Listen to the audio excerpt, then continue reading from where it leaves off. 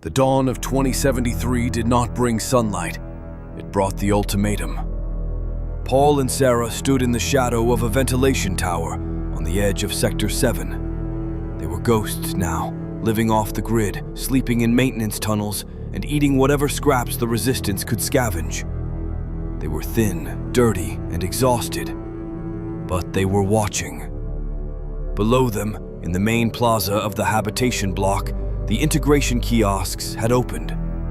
They looked innocuous enough, sleek, white pillars pulsing with soft blue light, but to Paul, they looked like guillotines. "It's mandatory as of 0800 hours, Paul whispered, checking the time on his cracked analog watch. "The universal wage is suspended. All bank accounts are offline. The only way to reactivate them is the oath." "Look at the lines," Sarah said, her voice trembling. Thousands of people were queuing up. They weren't being dragged by soldiers. They weren't being held at gunpoint. They were lining up willingly. They were terrified, not of hell, but of hunger.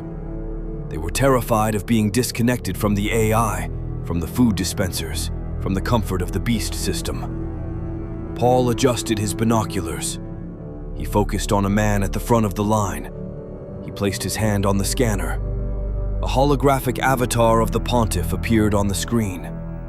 "Do you renounce the myths of the past?" the machine asked. "I renounce them," the man said. "Do you pledge your soul and your allegiance to the system and to the Vicar of Christ who holds the keys of the world?" "I pledge," the man said. "Do you accept the spirit of the age, which is the spirit of Lucifer, the Lightbringer, as your guide?" The man hesitated, just for a second. He looked at his children standing beside him. They looked hungry. "I accept," the man whispered. The machine chimed, a pleasant, happy sound. The man's wrist glowed green. His ID card was updated. He had the mark. Not a physical scar, but a spiritual brand that locked him into the system forever. "He just sold his soul for credits," Sarah wept softly. "For bread." "Esau sold his birthright for a bowl of stew," Paul said grimly. "Human nature hasn't changed. Only the price has." Suddenly, a sensation hit Paul like a physical blow to the chest. It wasn't pain. It was pressure. A distinct, overwhelming urgency that rang in his spirit louder than any siren. "And at that time shall Michael stand up, the great prince which standeth for the children of thy people.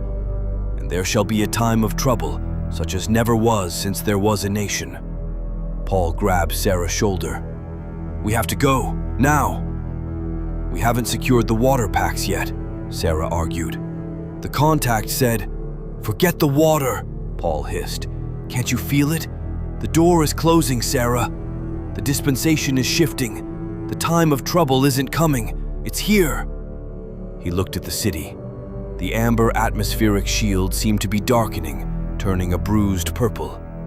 The air felt heavy, charged with a static electricity that made the hair on his arms stand up. "The trackers," Paul said. "We have to cut them." Sarah went pale.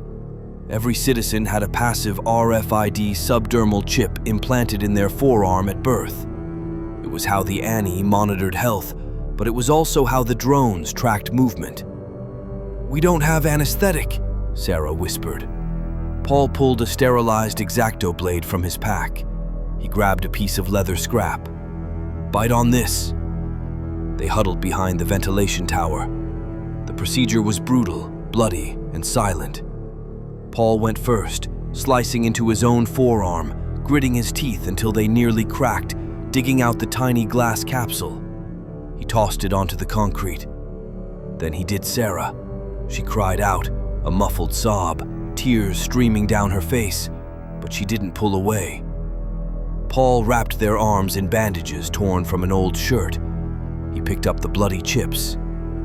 "This is us," Paul said, holding the chips over the edge of the tower.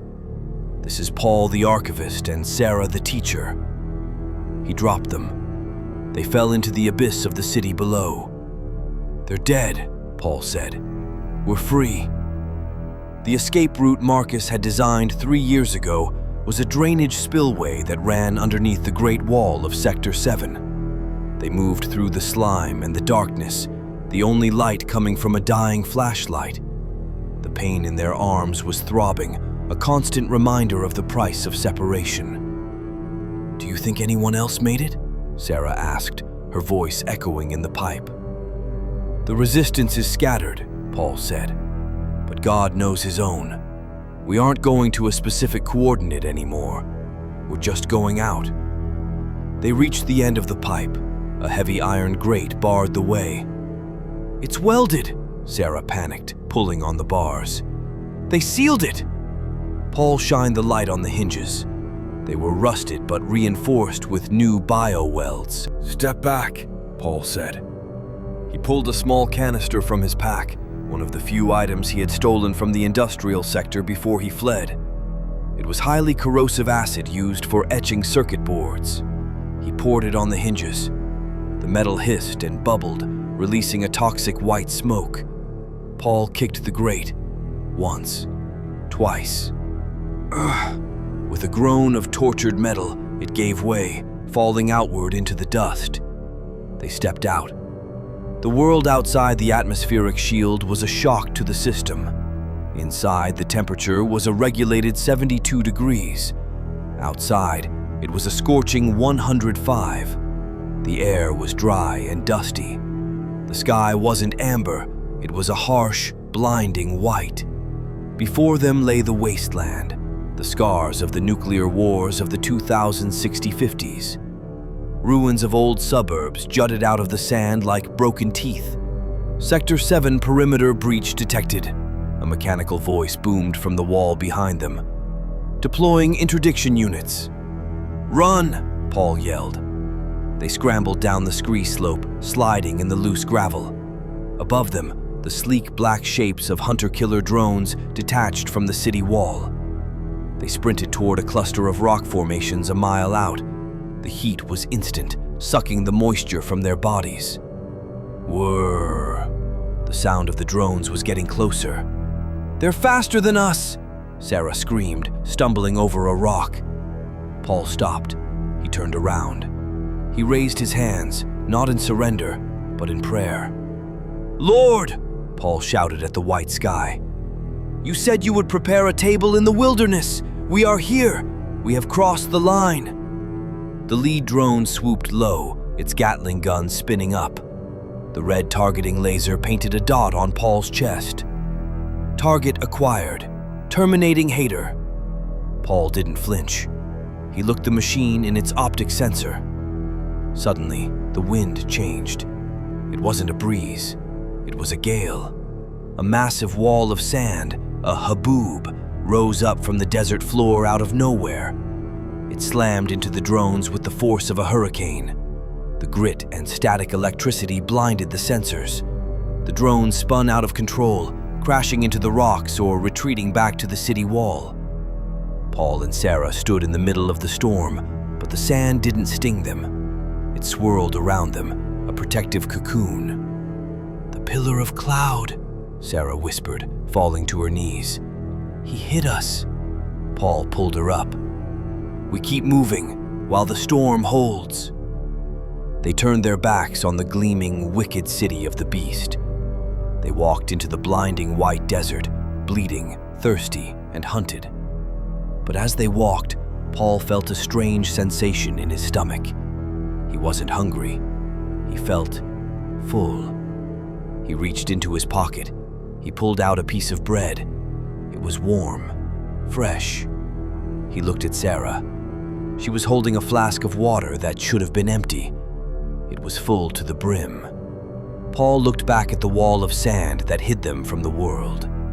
"The tribulation has begun," Paul said, "but so has the provision." They walked on, disappearing into the wilderness of God.